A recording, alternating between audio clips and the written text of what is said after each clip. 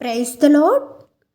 ఈరోజు దేవుని వాక్యము యోహాను సువార్త 14వ అధ్యాయము 14వ వచనము.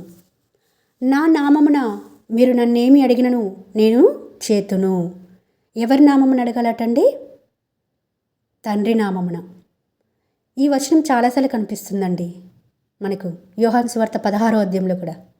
ఇదివరకు మీరు నా పేరట ఏమీ అడగలేదు, మీ సంతోషం పరిపూర్ణమగినట్లుగా అడుగుడి, మీకు దొరుకును, మీకు ఇవ్వబడును అని ఉంటుంది. అంటే మనం ఎవరి పేరు మీద అడగాలి?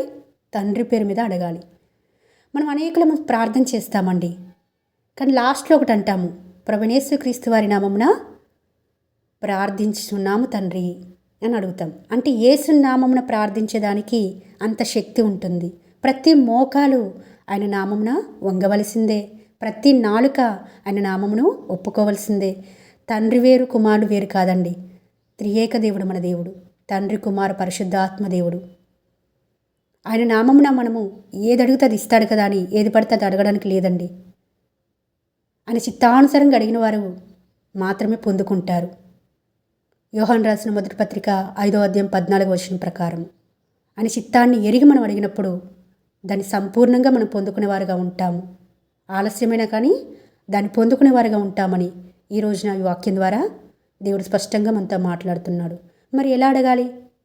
చాలామంది సందేహిస్తూ ఉంటారండి, నేను అడిగింది పొందుకుంటానో లేదు.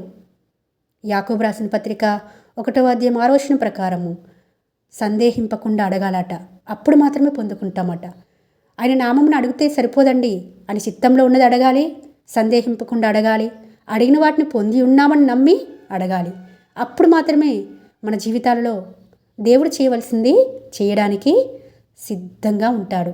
చాలాసార్లు అండి మన జీవితాలలో ఎన్నో కోరుకుంటాము, భౌతిక సంబంధమైనవి, పెళ్ళిళ్ళ కోసమో, జాబుల కోసమో, గర్భఫలాల కోసమో, లేకపోతే ఇల్లు లేదని ఇల్లు కోసమో, ఇలా భౌతిక సంబంధమైన వాటిని అడుగుతూ ఉంటాం. కానీ అసలు మన జీవితంలో దేవుని చిత్తం ఏమిటి?